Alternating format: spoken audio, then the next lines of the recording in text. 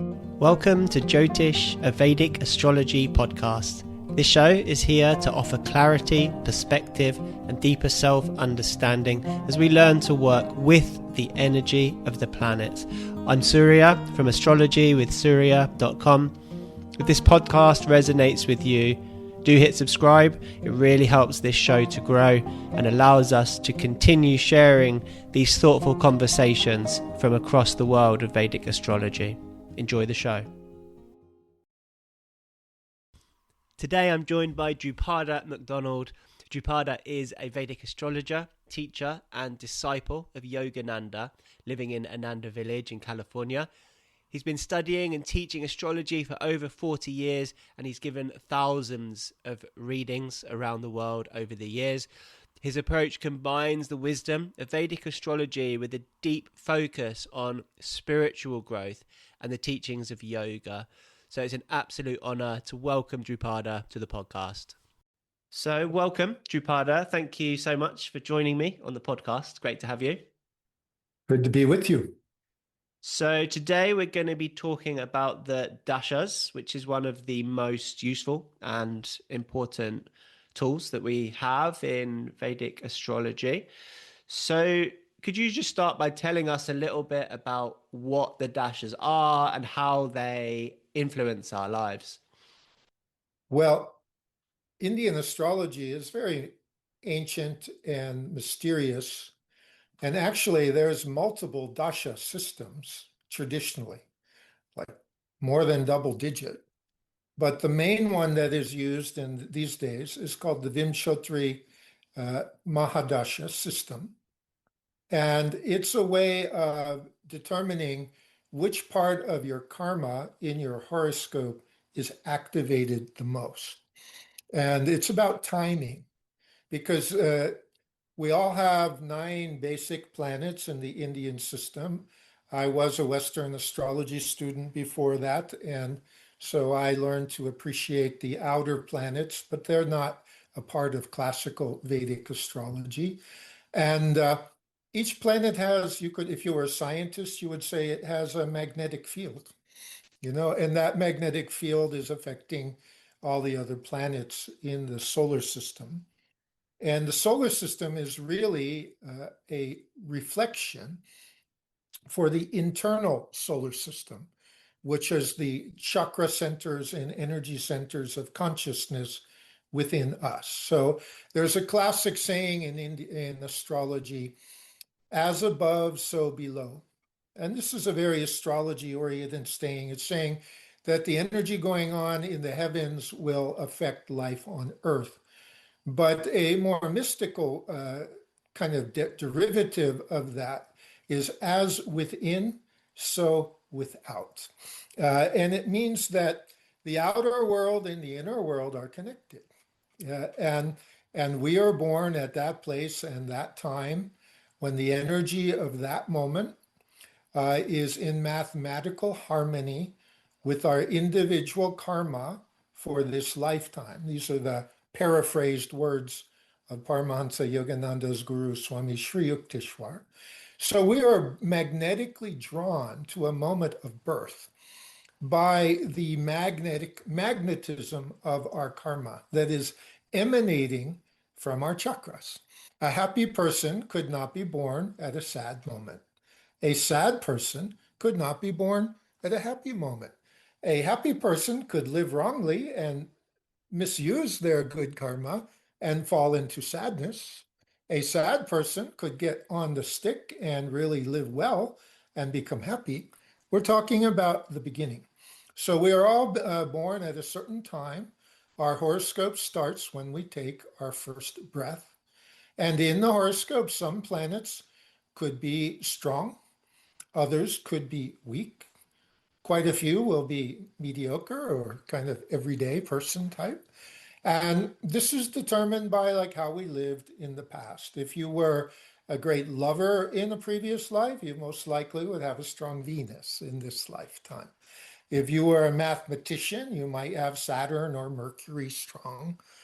Not too many people are good at everything they do. So if you were like an engineer, you may not be good at impressionistic art. You know that Leonardo da Vinci probably would have been, but how many Leonardo da Vinci's are running around on the planet designing helicopters 500 years before the first one was manufactured? So, so anyway, we have nine main planets. Each one is like you could think a room in a mansion with a certain energy. And I remember when I was a young man and I was in my Venus period at the age of 14, and Venus runs 20 years in the Vimshottari Mahadasha period. And if you, let's say you're 18 years old and you're in a 20-year period, you're just going to assume that's who you are.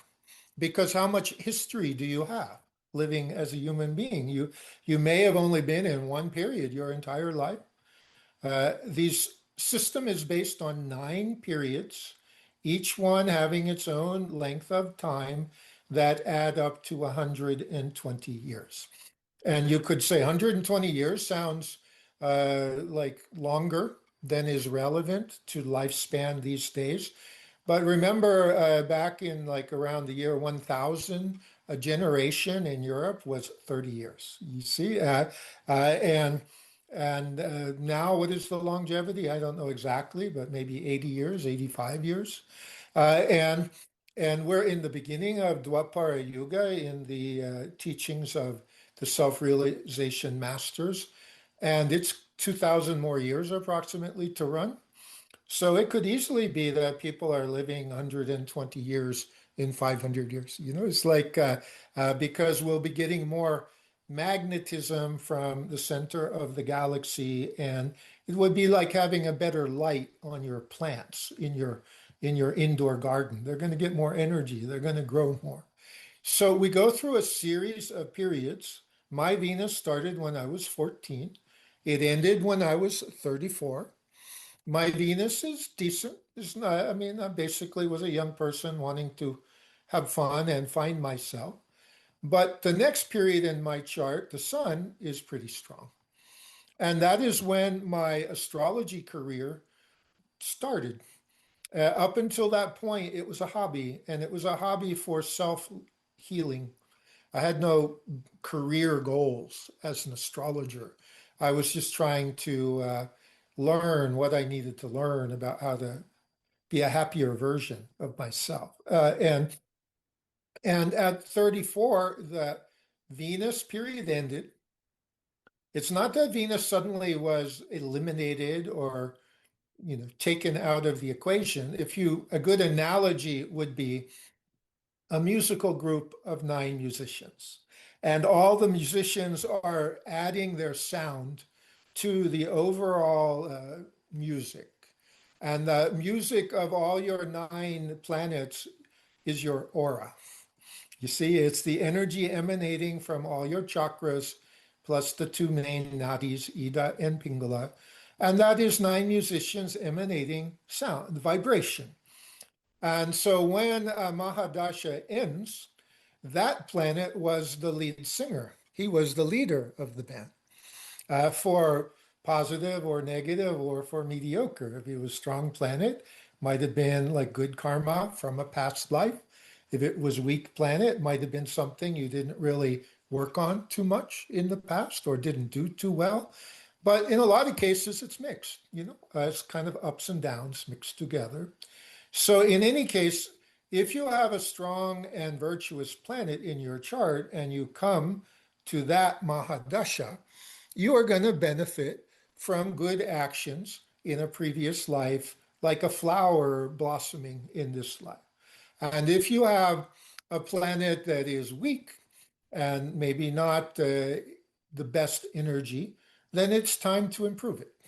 You see, and what people don't understand is everyone would agree if you saw a picture of yourself when you were 5 years old, and then another picture of yourself when you were 18, and then another picture when you're 35, and so on. So we get quite a few pictures of your life. And you would say, well, each picture I look a little different, don't I? And yet on the inside, psychologically, you would still be saying, that's me.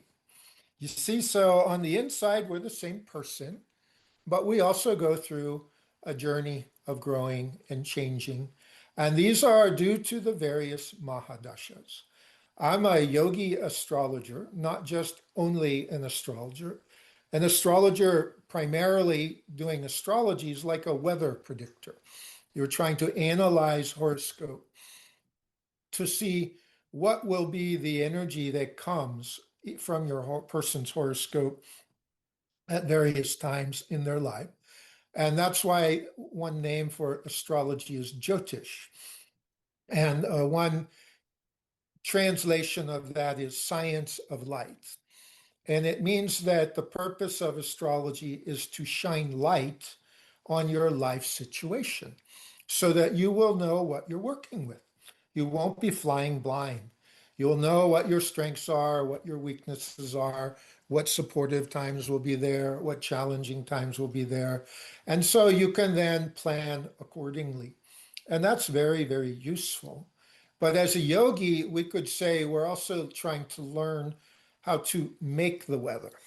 Yeah, that takes practice.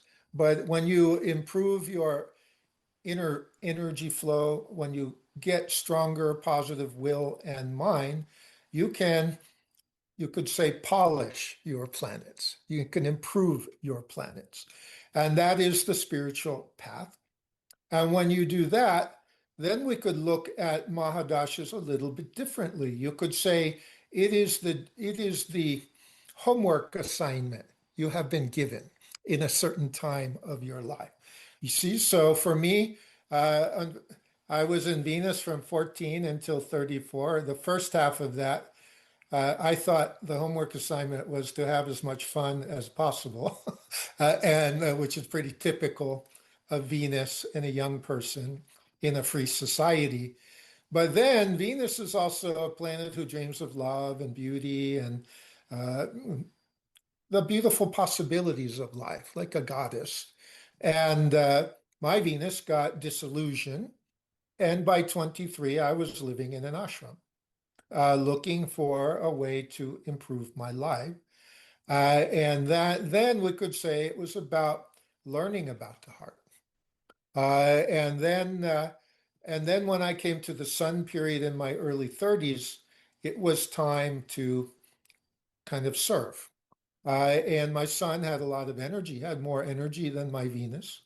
And it was very kind of surprising to me because the sun basically said to me, you have a lot to do. You better get your act together. It's going to happen. So you better get ready. It wasn't like I wanted it, it just happened. And that suggests that it was prepared in a previous life. And that is the meaning of these Mahadashas, that they are activating different pockets of your karmic energy at different times. And it can be in a positive way, and it can be in a challenging way. Uh, uh, but that's the idea. So you can look at a horoscope, and someone might have the greatest combination, and then they're struggling. And you'd say, like, what's going on? Like, they got this fantastic Jupiter, fantastic Venus. Why aren't they like, you know, the king of Siam or something like that? And their life is kind of normal. And then you look at the Mahadasha and they're not in the Mahadasha of those strong planets. They're in a Mahadasha of another planet that might be, making you work harder or do your lesson. So it's all about timing. The Mahadashas activate one of your planets, and it can be for quite a long time. Venus is the longest period, 20 years. That's often enjoyable for people. Saturn is second longest, 19 years. That is often one of the more work and responsibility periods, kind of like running a marathon race, you could say. Then Rahu is 18 years. That often is exploring your options in the world. If you're a spiritual person, Rahu might be service to the world. Then you've got Mercury is 17 years. That's the Mercury's the communicator, the thinker. And then you have Jupiter, who is 16 years. And then all the others are shorter. Sun is 6 years, Moon is 10 years, Mars is 7.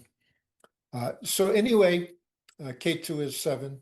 So that's the idea that the Mahadasha shows what planets are activated. But obviously, 20 years is not going to be exactly the same. So the way they calculate it is that there's a certain ratio of each planet getting a percentage of the 120 years. And as far as I know, nobody knows why this ratio exists, that it comes from ancient antiquity and like Vedic times, perhaps. If not Vedic times, Satya Yuga, then certainly from Treta Yuga. Not, can't be any lower than Treta Yuga. And we don't know why this Mahadasha system uh, was created and exactly how it was created. But there are 8,000 years of data using it. So there's all this experience. Like, for example, the horoscope of Lord Rama is in the public record in India. And he was a king 5,000 years ago. And they were doing this astrology then. So if you went through his life, which was a very dramatic life because his wife was kidnapped, he had to start a war, he had to go get her back, and there was some very dramatic moments. And if you followed these Mahadashas, you would find that uh, often these events or changes happen right on schedule, and having been a Western astrologer first, and Western astrology is having a lot of elements of Vedic in it, like echoes from the ancient past. But most Western astrologers don't like to pin things down too precisely. It's kind of a humanistic attitude of Western culture. Everything can be good.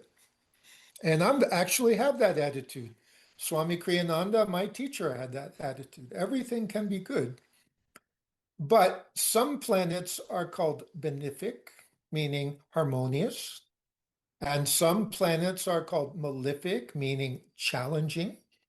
And if we want to call a challenging planet good, you better be ready to do the work, and you better know what the work is. The king of the benevolent planets is Jupiter, and Jupiter's name in Sanskrit is Guru.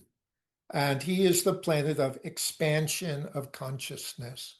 And he's like the laughing Buddha or the laughing Ganesha. He's very happy wisdom. Yogananda was a very Jupiterian master, full of joy. And the king of the malefic planets is Saturn. That doesn't mean he's bad. It means that he's a tough coach. Like if you wanted to be an Olympic competitor in the Olympics and you got yourself a Romanian coach who made you work 10 hours a day very intensely, that would be hard work for sure. But when you get your perfect 10 and a gold medal, you'd be looking good. That's how Saturn is. He's the planet of put one foot in front of the other, do the work, and learn your lessons. That's why he's not so popular. And Venus, on the other hand, is Friday night, let's go to the party. She's very popular because it's like, let's have ice cream, let's have sweetness. So every planet has its job to do. And in the Bhagavad Gita, Sri Krishna says a very interesting thing. A yogi is one who does not distinguish between auspicious and inauspicious occurrences. Why? Because it's all God. And if you go on a beautiful vacation and have a lovely time with your family, that's very auspicious.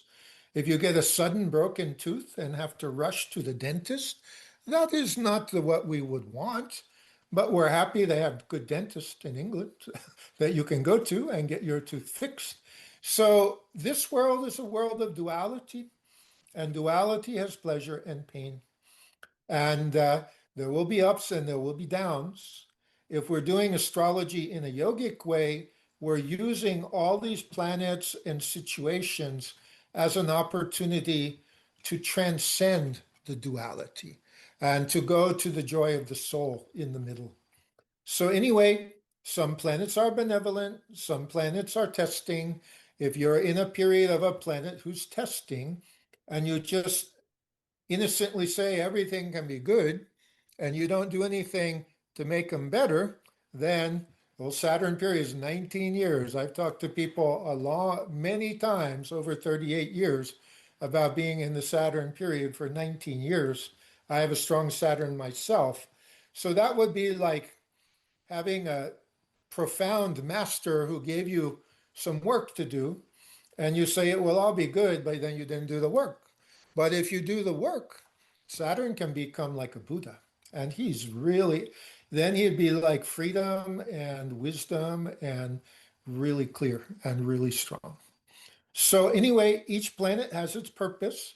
Some are easier to understand than others. The shortest of these periods is Sun, 6 years.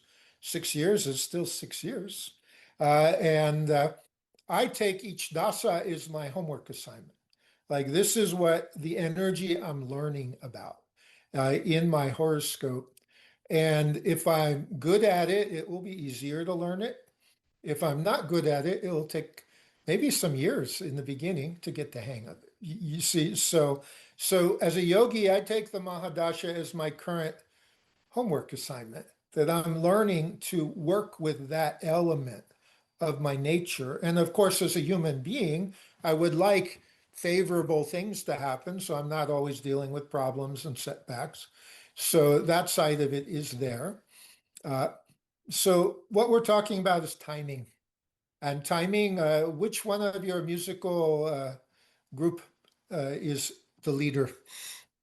And big Mahadasha changes are really fascinating, because uh, uh, you can make some very interesting case studies. I have some on the tip of my tongue, but then we talk about that the whole time. But so that's the way I look at it. And when you see people, because almost all of my clients are on the spiritual path or getting on the spiritual path. I have very few that aren't on the spiritual path, and even those people in their own way are kind of on the spiritual path. That's a lot more fun for me because then the people are wanting to learn. You see, and even if you get a period that's not easy, my attitude is a little different than classical predictive Hindu astrology, where they don't listen to Sri Krishna's advice.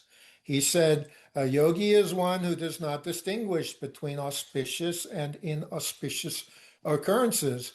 But most astrologers in India are doing exactly that. They are analyzing which planets are benevolent, which planets are challenging, and they're trying to manipulate the horoscope to get a better life experience. And of course, we all want a better life experience.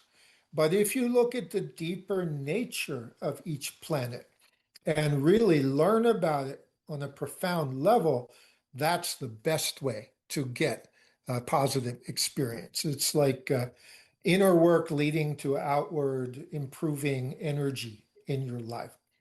So, a simple question, uh, long answer. It's about timing, and it's about what energy, like fruit on a tree, do you have from the past? And sometimes fruit is ripe and ready to be picked. And sometimes the fruit is still needs to stay on the tree and keep growing. So you'll see sometimes something is ready to go.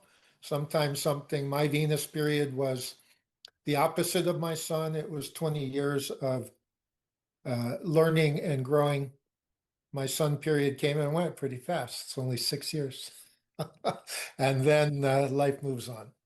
Well, first of all, I love the idea that of it being a homework assignment and just seeing it in that way as we're learning lessons rather than thinking, oh, is this going to be good? Is this going to be bad?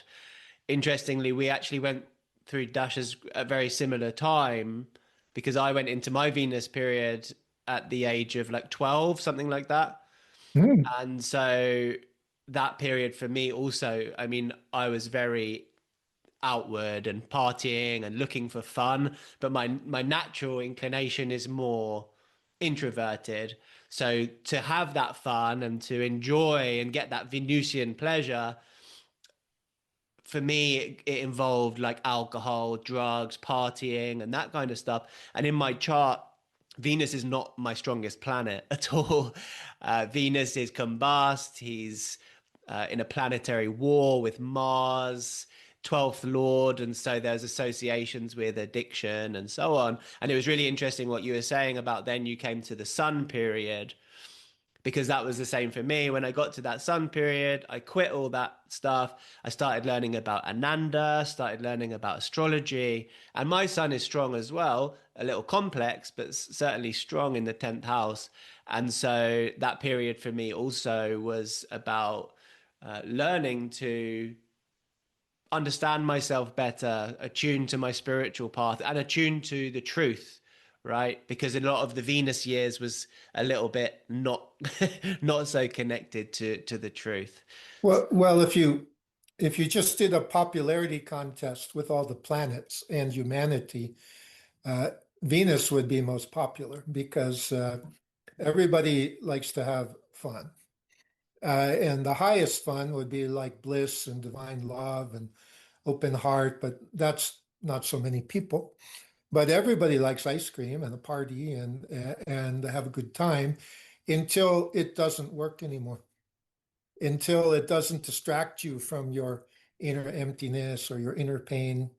And then what does the sun represent? Well, if we were doing humanistic astrology, as in Western astrology, we'd say the sun represents your confidence or your will or your ability to express itself.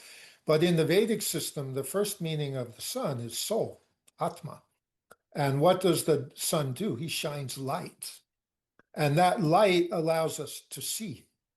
So the highest meaning of the sun is wisdom. You see, and that wisdom isn't like just be good and you get into heaven. It's like wisdom is who are you? And that wisdom is one word. Another word you could say is bliss and wisdom together. So the sun so all the things Venus was looking for in the parties or whatever, it was the sun. And yet maybe you weren't ready because Venus was overheating because of combustion and this and that. So she's a little like, activated to go exploring. And then you come to the sun, and the sun is strong. And that was your soul saying, you're looking in the wrong place. Here's a better place to look. And even though it's only 6 years, the sun period is, you could make an argument that it is the first dasha.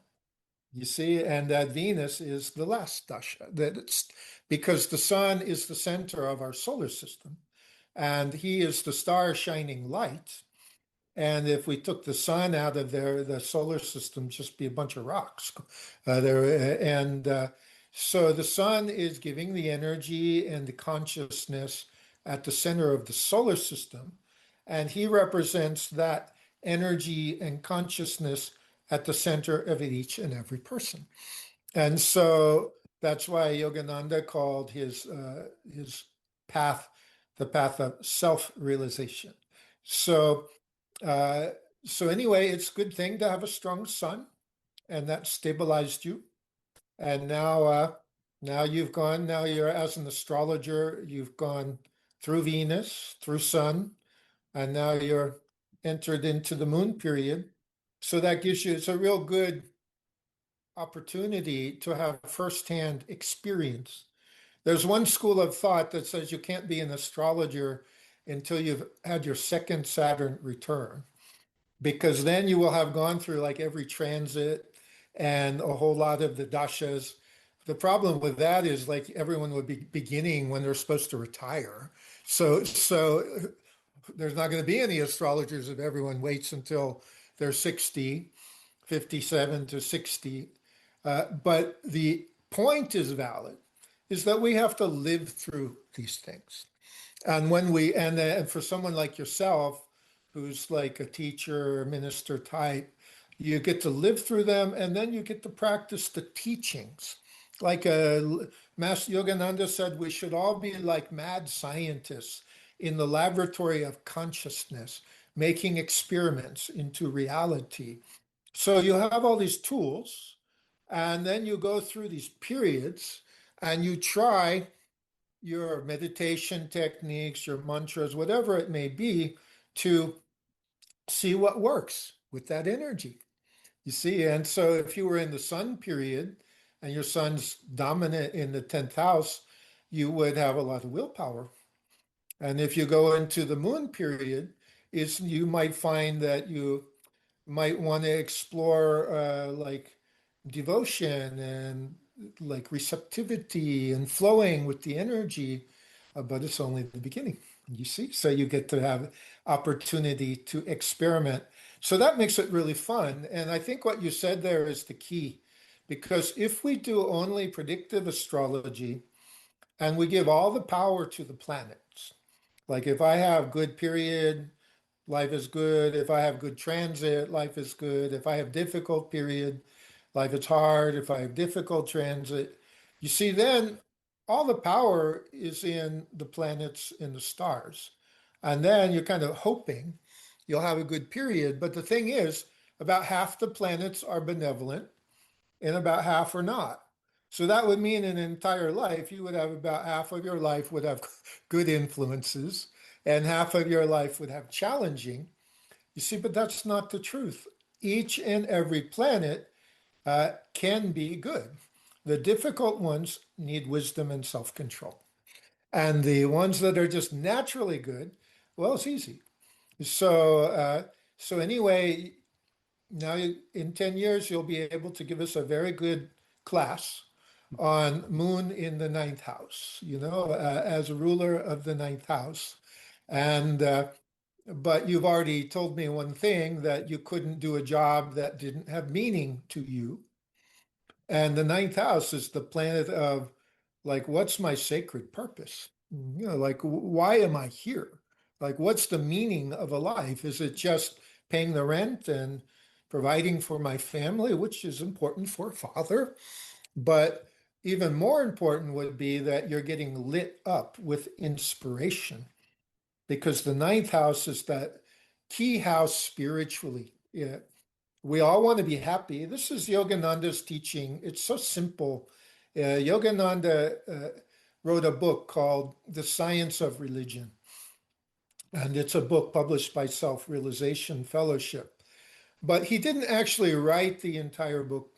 He wrote the outline for the book. And then he had an Indian disciple who was very intellectual write the book. And it had Yogananda's ideas, but it didn't have his vibration. So Swami Kriyananda rewrote the book. And in Swami's creative way, it became a bigger book. And that book is called God is for Everyone. And the theme of this book is very simple. Everybody wants to be happy, and everybody wants to avoid suffering. Uh, and you show me any human being, and they really want suffering. I say, once we get them less messed up and they're more normal, they will not want to suffer. Everybody wants to be happy. And this is Yogananda called, this is the spiritual path, searching for your joy of the soul and avoiding suffering. And everybody is on this path, whether they know it or not. And so God has given us free will, and he is saying, go find your bliss. And many of us just say thanks, and we go off. And if we're 12 and we're in our Venus period, we think we know how to find the bliss, and we go to parties and we do the things young people do. But eventually realize, I don't think I was finding bliss. I think I was finding pleasure and pain, ups and downs, and so eventually we come back and we say, I'm all for the bliss. I'm not quite sure how to find it. How do I find it?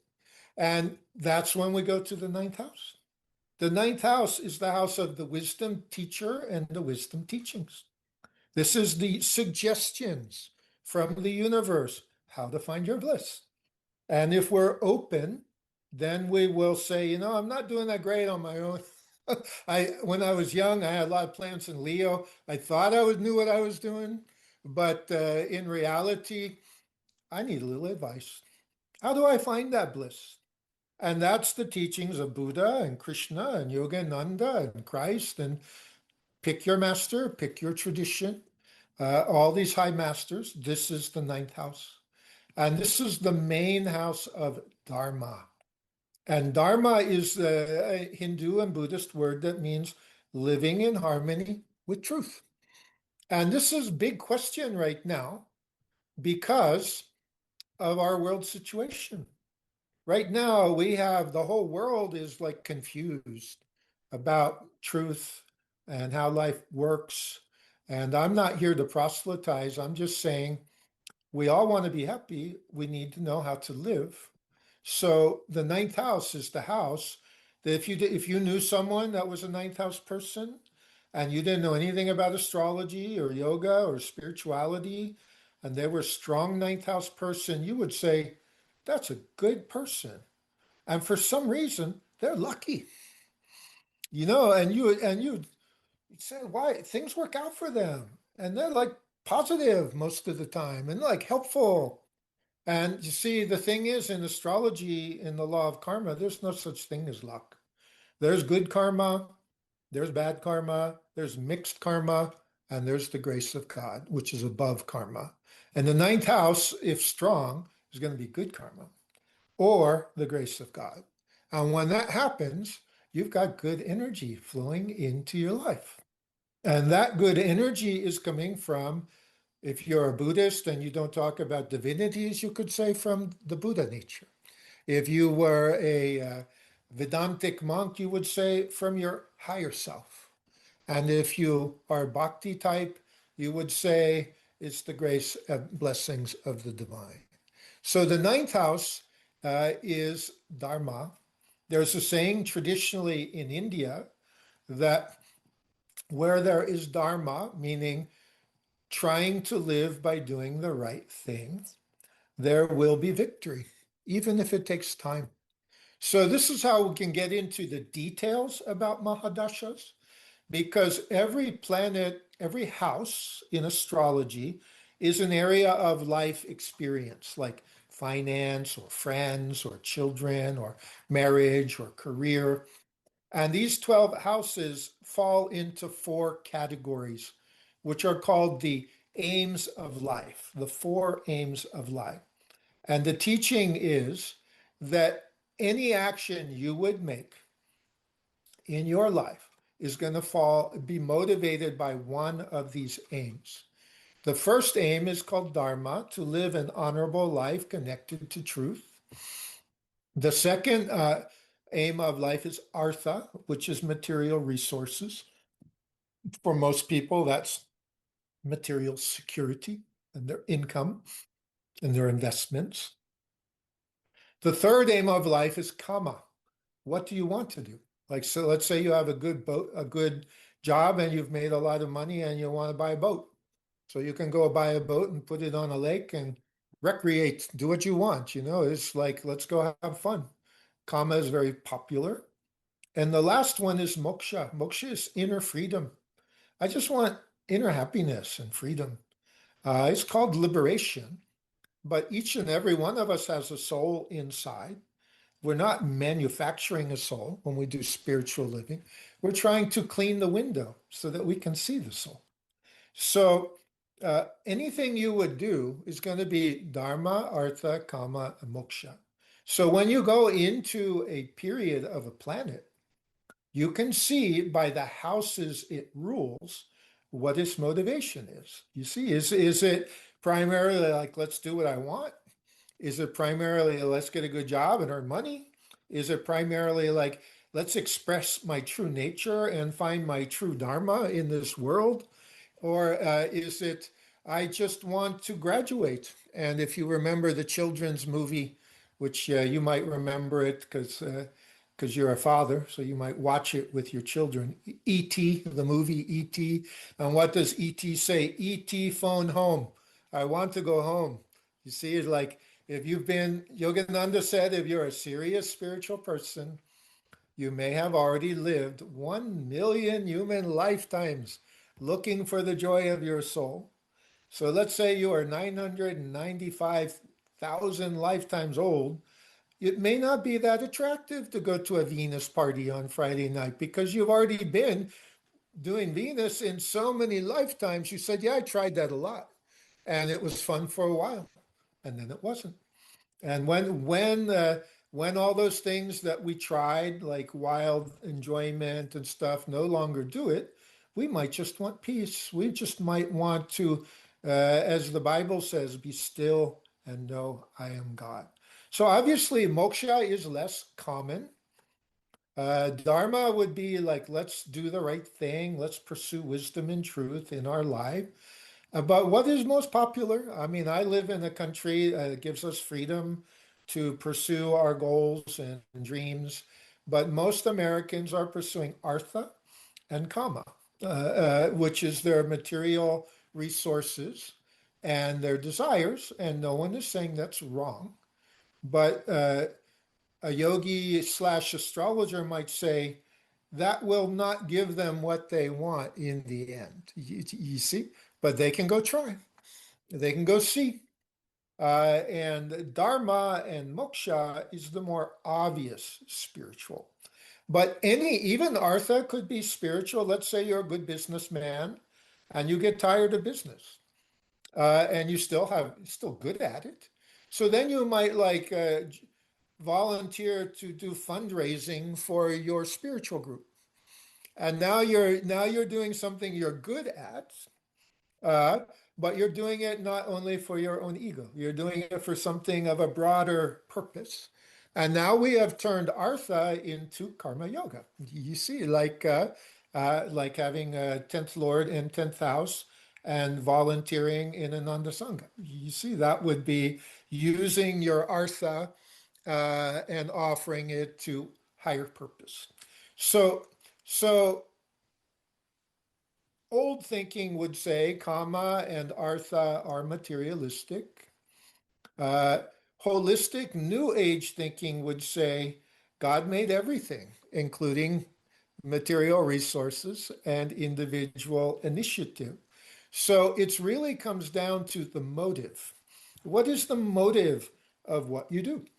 What that is the animating principle, and even if you had desire, like I know plenty of Americans that have plenty of desire, and they're spiritual people, and they use that desire to be active and to serve and do their spiritual life.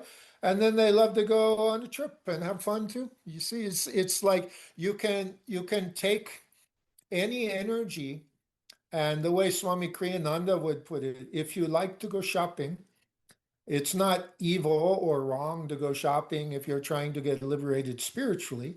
You should go shopping and buy gifts for friends. You see, and then you would be expanding your motive to include the happiness of more people. And that would be growthful. You see, and the karma part of you, let's go shopping. You see, but if you went shopping and only bought stuff for yourself, then you would be egoistic. You see, but if you include other realities, then you are even turning kama into a spiritual quality. And artha, like you went and had a good job and you earned money, and then you use money to donate to a spiritual group or to help something. So any planet, any house, any position can be spiritual if you think of it in an expansive way. Expansion means moving towards bigger reality. Contraction means moving towards only your own ego. So we're all on a staircase, and you can take a step up that staircase or you can take a step down. And when you include the happiness of others and the benefit of the world, you're going up the staircase. If you're just like a turtle who got scared and pulled all his legs into the shell, then you are being motivated by self-interest, which is normal, but it's also normal to get blocked. So anything with expansion can become spiritual, in my opinion. So in your case, entering ninth house after your son, that's a beautiful opportunity for you. You get now you got 10 years to play with that. And so that's how I think. I think, okay, some planets are tricky. I'm in a tricky period now. I'm in Rahu, and Rahu is very active. I would prefer, I like having free time, and I'm booked out 8 months. It's like that's uh, that's because my guru doesn't want me to be lazy. And Rahu, if you overwork, you can get kind of like workaholic or too much going on and too much going on. You kind of you lose your center a little bit. So there's challenges to Rahu, period. But on the other hand, Rahu can give great enthusiasm and creativity. So every period has got its tests and challenges and its opportunities. And God made all the planets, so he's in each and every one. It's like there's a gift to be discovered by each one. Some of the gifts are harder to win.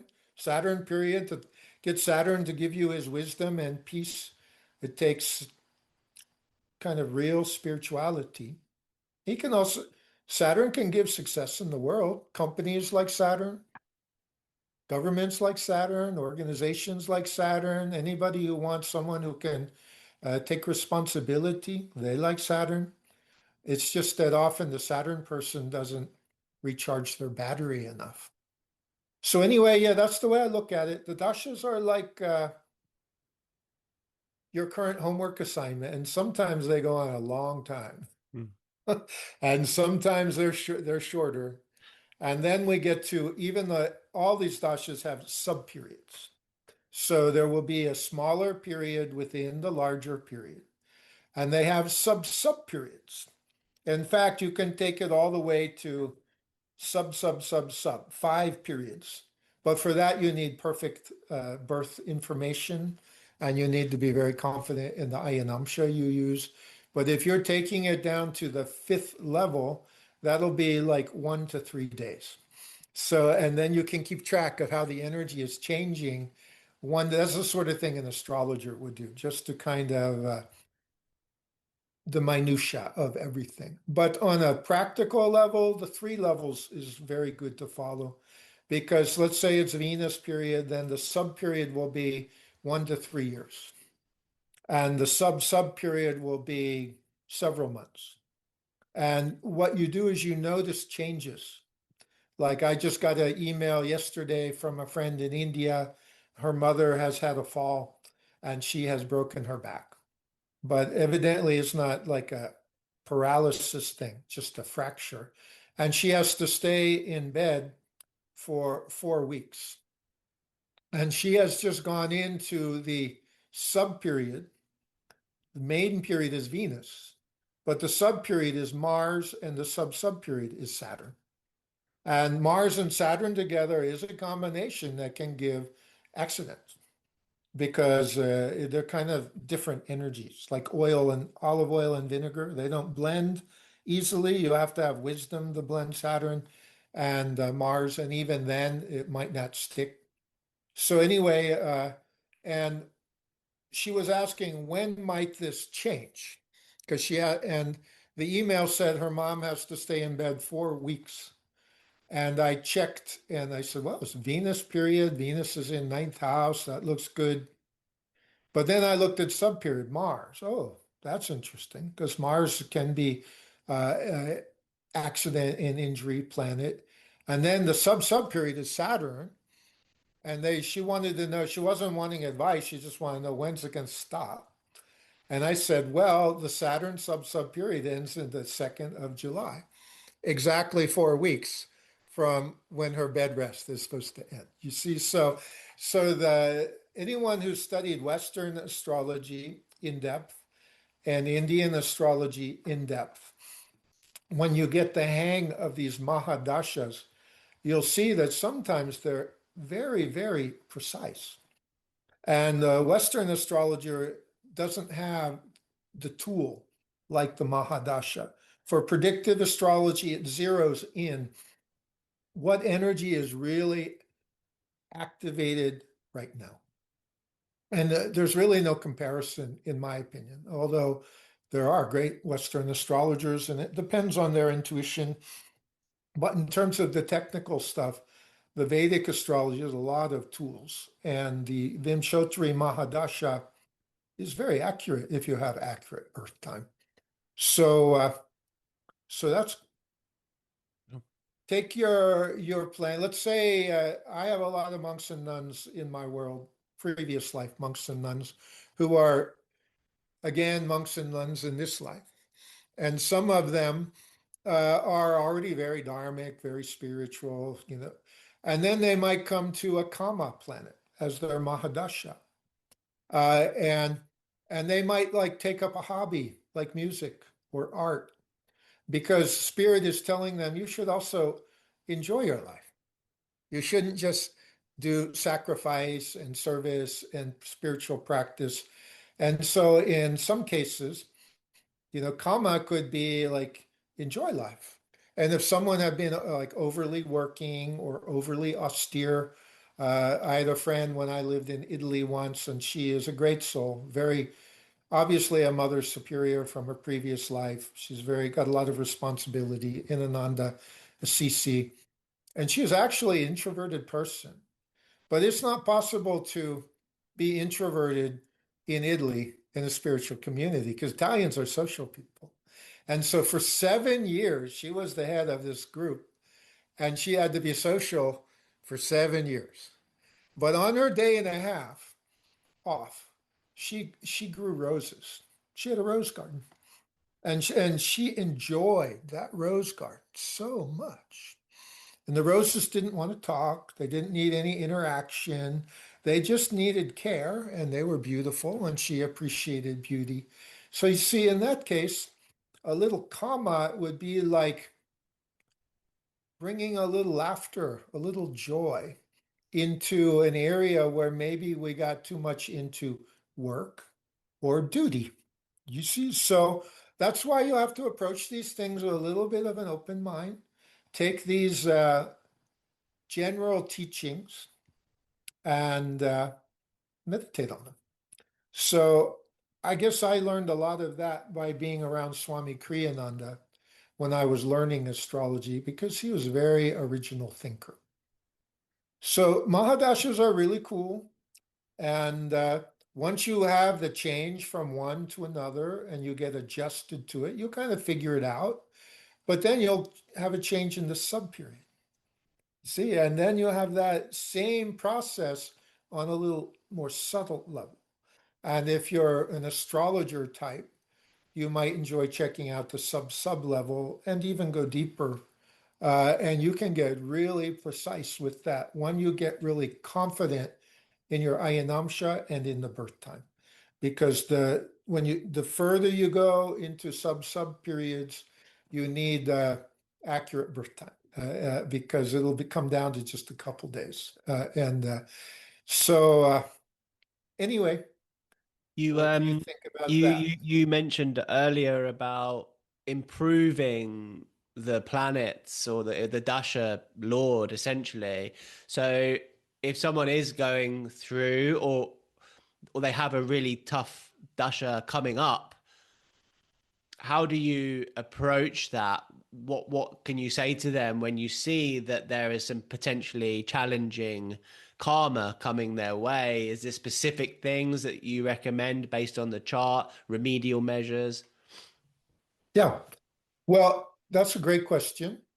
And the best part about the question is not if there is a difficult dasha going on, but if you know one is coming, because that's the future, because that's where astrology will get us in 100 years, 200 years. Because let's say in your horoscope, there's a potential health problem 10 years from now, and you can see it in the Mahadasha. So should we wait until it manifests, or should we start working on it 10 years before? You see, and that would be like preventative medicine. except now it would be preventative spirituality. So one good way to look at it, and this is my own thought, my own image, but I believe it is very true. Think about meteors coming to the Earth every day. How many meteors come to the Earth every day? Oh, there's no way to count, but certainly it's thousands, and maybe more than thousands. And what happens to those meteors is most of them completely burn up before they hit the Earth because the Earth has an atmosphere.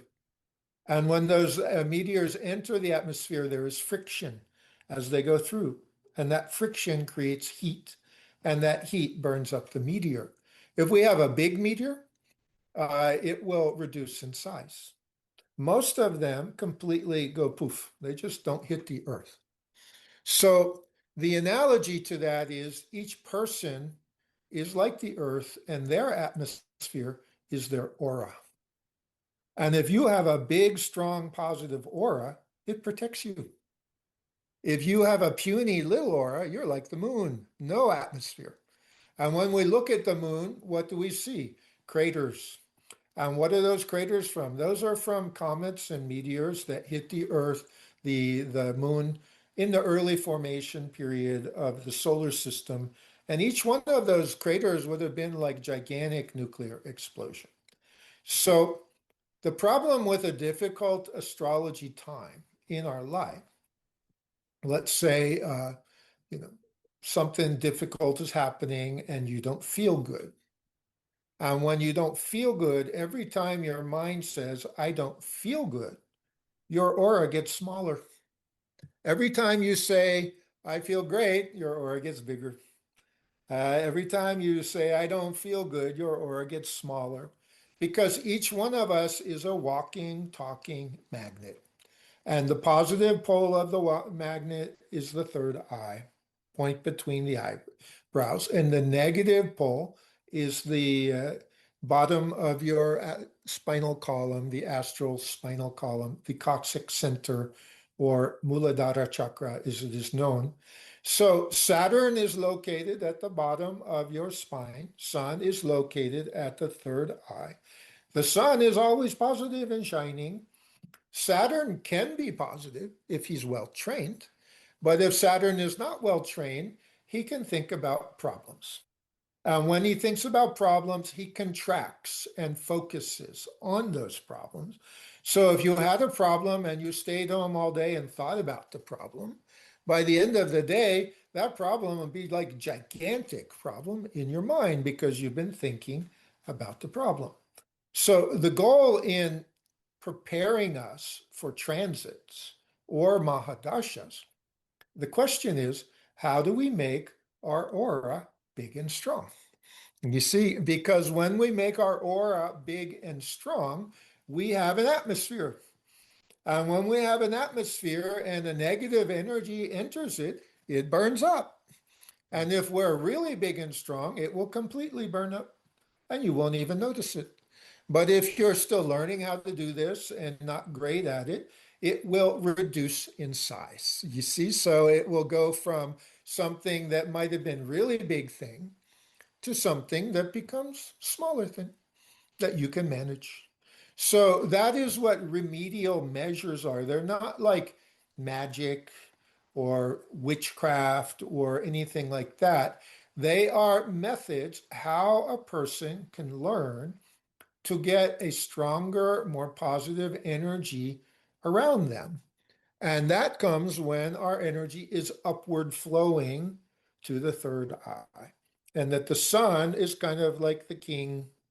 And Saturn, who is at the bottom of the spine, is working for the sun, not working independently for his own worries and fears and anxieties and troubles, when right now the world is very fragile. Uh, I grew up in a time when my country that I was born in was a stabilizing force in the world. And right now we're kind of the problem. It's like, it's very strange reality. And I grew up in Washington, D.C., and the Washington Post was an international paper. It's probably like living in London, like in the heightened time of England's influence in the world. It was like international, you know. Uh, so what can we depend on in this world that is forever? Well, we used to think we could depend on certain things, but right now, looking kind of iffy. So remedial measures are many. In India, because they have a very spiritual culture, and in Indian spirituality, people get up in the morning and they practice devotion to the God of their choice. And it's not like going to church and hearing ideas about truth. It's like getting up in the morning and talking to your father and your mother who loves you, and that you know they love you because you talk to them every day. And there's no insurance company that you think will protect you. There's no government that you think will protect you because there's way too many people for the Indian government to take care of. So it's like their spiritual life is their pension, it's their health insurance, it's their life insurance, and it's very real. Just go to India and see a taxi cab driver. He'll have on his altar, on his dashboard, an altar, because he needs God's grace to survive driving a taxi cab in in Calcutta or Mumbai, or it's dangerous. So anyway, in India, they have different ceremonies and pujas to gods and goddesses, but that's hard to share in the West because people don't understand these as much. But one thing that's very popular is the use of bangles and gemstones, and that is popular in the West. Each planet has a gem, and if you wear that gem, it will strengthen that planet. But you should be careful about that because planets will give the energy of the houses they rule.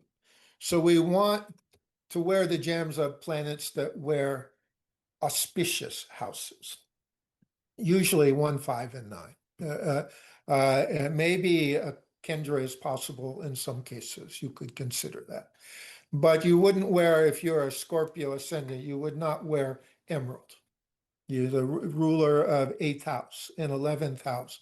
It would give you more energy, but it would be more energy that's not necessarily helpful. You see, so people love gemstones. You can wear gemstones, and the smart thing to do is see about the most auspicious planets. And if any of your rulers of 1, 5, and 9 are weak, then those would be candidates to support. But there is a tradition in India that I love, and I occasionally recommend to people who seem like they might feel in tune with it. And it's called Shani Dan. And Shani is the name of Saturn in India, Shani. And Dan means offering. And in India, the days of the week are connected to the planets in a live way, not just in a ancient custom way that no one knows like why it happened. Like in England, do people think today is Mercury, today I'll be thinking a lot today, or today is Monday, it's the day of the moon? That's just from the past sometime. But in India, they actually think Monday has moon energy, Tuesday has Mars energy, and so on. And so Saturday is the day of Saturn. And if we were a more astute culture, we would take Saturn and say it's a day for atonement. It's a day for purification. Because Saturn is the planet of learn your lessons and improve your karma and grow. He's the planet of you have a duty, do your duty. But in America, we turn Saturday into #1 pleasure day. It's, it's like the furthest from what he's meant to be. The Jewish religion is the closest, with Saturn is the Sabbath. And on the Sabbath, you would do spiritual stuff to clean your heart and mind. But then even they took it so far that you can't push an elevator button or turn on a lamp. Like they made it sort of extreme. But in India, they believe that Saturn, Shani, is an old man who's walking around like 85 years old, crooked, like he has scoliosis of the spine. And if he looks at you, you will have misfortune. And that's just it. That's how he has fun. He goes out and gives misery to people. Now, that is not true completely, because we just came through 2,400 years of two consecutive Kali Yugas, and that's the Dark Age. So we have to expect some misconceptions creep in to the ancient knowledge when we go through two consecutive Kali Yugas. Saturn rules your first chakra. The instinct of your first chakra is security. Most people try to get security by getting what they want and possessing it. Then you're kind of like a python, holding holding on to the person or the money or the house, and now you are being contractive. And you're hoping that somehow, if you just have enough possessiveness and contraction, you'll be safe. Except that one thing is the central truth of nature: it always changes. So, how can you get the entire universe to be made out of concrete and never change? It's crazy. So, the path of getting security by attachment is the very popular path that people try to get security, and it leads to suffering. Buddha said it in his teaching. All of life is suffering. He doesn't mean that no one ever had any fun. He means that when you know who you really are as a soul and the bliss that you have, just having your football team win the championship is still isn't that great. It's okay. You see, and he says the cause of suffering is desire. So when Saturn is attachment to your desires, then this mythology of India that he is causing suffering is pretty true.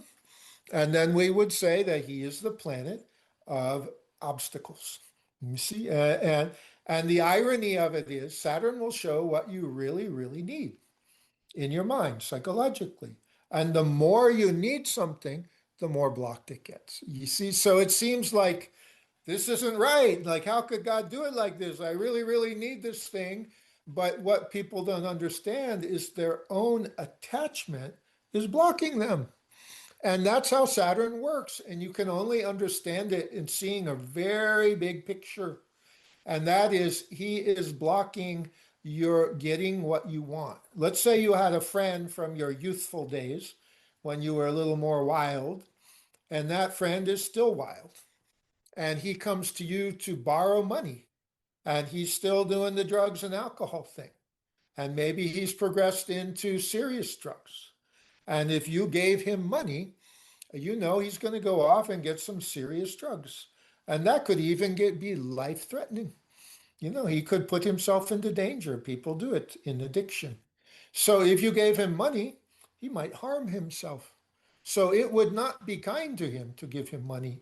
You could take him out for a meal, you could give him something, food or something, but don't give him money if he doesn't have wisdom and self-control. So you see, Shanidan is a practice done on Saturday to clean your Saturn. And it can be done in two ways. The outside way, which would be service and charity and fasting, and the inside way, which could be more dedicated spiritual practice. And you could do both. So there you are sitting in your house on a Saturday, and someone rings your doorbell, and you go and open the door, and there will be a homeless person, a handicapped person, a sick person, an elderly person, and they will say something like, Shanidan, and they're saying, we are Saturn's miserable people. Please give us something, please.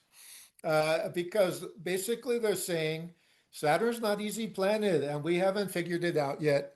So we are the victims of our own ignorance. Please offer us some light into the darkness. And if you were an observant Hindu housewife following tradition, you might have a little food, a little clothing, a few coins. They're not like writing big checks or anything because there's 52 Saturns a year. What they do is they offer some kindness, they offer some support into the darkness. And that would be like, suppose there's a little old lady that lives across the street from you, and she's very lonely. And if you ever stop and talk to her, you might get captured for an hour and she's like very boring. And so most of the time you kind of try to avoid her because you're a busy man and you don't have time to talk to the little old lady across the street for an hour. On Saturday, go over there, knock on her door, and give her a cake and sit and give her your attention. But maybe you want to make an appointment for something else after half an hour so you have an excuse to leave. And you go and you offer love or kindness or compassion into the darkness. And that would be your way, to make a modern analogy. Let's say you overused your credit cards and you have credit card debt piled up. And there are uh, debt collectors calling your house, bothering you to get you to pay your debt. Well, that's kind of how Saturn is. Wherever Saturn is in your chart, he's saying you have a debt to pay. Uh, and if you're smart, you will call these debt collectors and you say, I'm going to take care of my responsibility, but it is not okay for you guys to be calling my house morning, noon, and night. I'm going to reorganize my debt, and I'm going to consolidate all this, and I'm going to pay it, but you have to leave me alone. So you go out and you say, but to an astrologer, it's not like you're talking to a credit card company because you can pay your debt with an act of service. You can pay your debt with an act of compassion. You can pay your debt with an act of giving. And on Saturday, if you're going to the coffee shop and there is a panhandler beggar outside the coffee shop, uh, for your sake, give him £5. Or if £5 is too much because you changed your job, give him a pound, give him something, because it's to open your heart. Uh, I have a friend that lives at Ananda village. I won't use names, but he's one of the most optimistic people I have ever known. He's also very calm. So he's like very different from me because I'm on fire and I'm not slow. So he was once one of the leaders of the first attempt at a spiritual center in Italy. He and his wife had a center in Rome. And they were down to like their last, I don't know, it was lira in those days, 30,000 lira or something. And his wife at that time was practical. And she got concerned, like we're running out of money. And his answer was, let's go to the movies. Like he would not be afraid. You say, like, if we're going down optimistic. And here he is now. He's a well-known author, and he is one of the most optimistic people I know. So you see, Saturn, what we want to do is expand with positive energy. And on Saturday, I mean, if you were a saint, you would do Shanidan every day. Always. That's what Amachi does when she hugs thousands of people. That's what Kriyananda did when he would go all over the world seeing people and teaching and helping. That's what Ananda centers tried to do. When people come at any time for any class, they try to give light into the darkness. But if we as an individual are struggling with that Saturn, who is one of the bigger testing planets, but Mars can give you tests, Rahu and Ketu can give you tests. It's not limited to Saturn. But the idea is to give positive energy uh, to those in need. That's the outside way. The inside way is to purify your first chakra and offer the energy up. And Yogananda has in his very profound book, God Talks to Arjuna, the SRF version of the Gita interpretation. Yogananda has in that book some good advice, and my wife and I, we really take one sentence from that as really key for us. And Yogananda says, forget the past, for it is gone from your domain. Forget the future, it is beyond your reach. Control the present. Live supremely well now. It will whitewash the dark past and compel the future to be bright. This is the way of the wise. So to a yogi, life is happening right now. The past is just what happened. And there's the associated memories and emotions and thoughts. The future are your dreams, but you are always living right now. And the more that you say, what could I do right now to live supremely well? And Yogananda says the essence of the spiritual path is self-offering. If and he says, whatever you got, even if you're not like the holy person, let's say you're like upset or having difficulties, but whatever you got, he says, offer that. Because you're offering what you have in that moment up to the higher consciousness. And when you do that, you are living supremely well now. And so what you're doing in this moment is making your future. You see, the problem is most of us are choosing in this moment what our karmic habits are from the past. So we are allowing old tendencies to that we already have created to drive the car. And when we allowed old tendencies to drive the car, we make the same choices over and over again. And that's when Sri Yukteswar said the horoscope shows the unalterable past. What we've done is in the history books, it's done. And the probable future. Probable is not certain. So the greatest remedial method is to become more mindful of what you're doing with your energy right now, to offer your energy right now to the divine and ask the divine, to bless and guide you to do a better version of yourself. You see, like a higher octave of yourself. So Saturn, for example, if he's very strong in our chart, he could give us doubt or he could give us fear. But if you get your energy flowing up the spine more dynamically, he'll give you detachment. And detachment is like letting go of the world to raise your energy to get more clear. And now you're in the world, but not of it. When you were just doubting yourself, you were doubting whether you could be successful in this world. We increased the energy a little bit, and suddenly Saturn says, I went to the market and I got a Teflon outfit. Now I've got no stick clothing, and I can do my dharma in this world. So anyway, this tradition of Shanidan I really like. And in this Gita book, Master also has a little section called Devas. And Devas is the Indian words for gods. And he tells us which gods and goddesses go for the chakras. And the god, according to Paramahansa Yogananda, of the first chakra is Ganesha. And he calls Ganesha the god of success. Well, the planet of the first chakra is Saturn.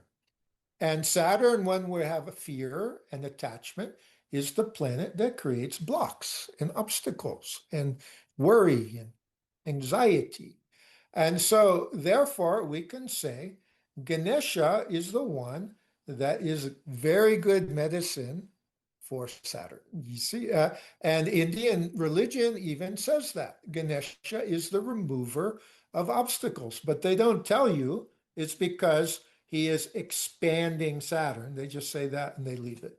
So Ganesha mantra is a very good mantra for Shanidan practice, inward mantra. Then you could make friends with Saturn. And you could use Saturn mantra only on Saturdays. You don't do Saturn mantra every day. You just do it on Saturday. And it's like you're saying to Saturn, teach me your secrets. I know you are an angel, but you're an angel who's hard to learn what is the gift. So I am asking on Saturday, help me to calm and open my first chakra. And what you will get is stability and focus and calmness. And then the highest octave of Saturn is Shiva. And then a very good mantra for freedom of whatever is the karmic challenge is Mahamrityunjaya mantra, the fire ceremony mantra that goes Om Triambakam Yajamahe Sagandim. It's a very powerful mantra. And so I had an Indian man a few years ago, and his life was okay, but it was kind of mediocre. And he wanted improvement, and he had a Saturn issue. And because he's Indian, when I made this suggestion, he was into it because it's cultural for them. And I said, every Saturday, do Ganesha mantra a lot, do Saturn mantra a little, and do Mahamrityunjaya mantra maybe 36 times or and after 1 year, like he went off, he took that advice, and then like a year later, I get an email. I've been doing religiously every Saturday, and everything is improving. You see, because what he is doing is cleaning his chakra. And when you clean the chakra, it opens. And when it opens, your aura can be, your Kundalini power starts to rise. Your aura gets bigger. And now you have that atmosphere. You see? Now you could just put on a gemstone, uh, and put on a big old gemstone that you think would give you good energy, and then say, why isn't it working?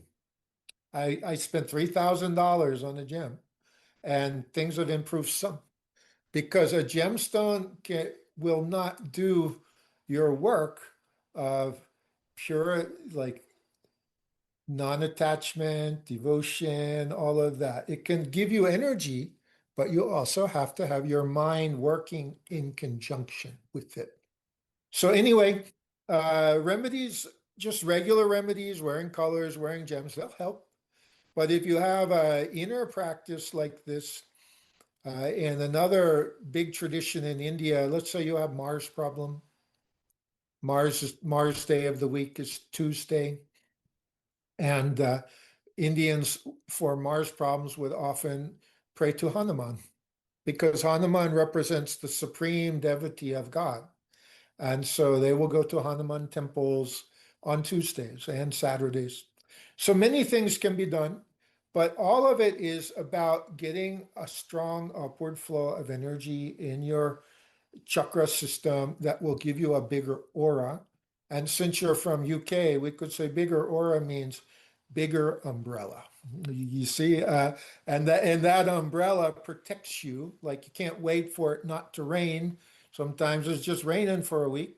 So you get out your big umbrella and you carry on with protection.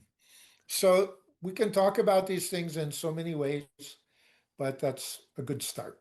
Yeah, thank you so much. I mean, I've really learned so much, and I was really taking notes with the Saturn remedies because, as you know, Saturn is a big influence in my life. But that's been, yeah, been so enlightening. And if people wanted to reach out to you and book a reading or contact you, is there some way they can do that? Can they contact you and you pass them on?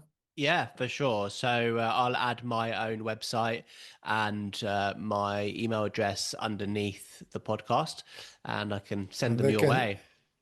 yeah, and maybe they can go your way first. Huh? Thank you so much for listening. If you're new to Vedic astrology and would like to learn how to read your own birth chart, I've put together a free guide called 10 Simple Steps to Read Your Vedic Birth Chart. You can find a link in the description below. Enjoy that and see you next time.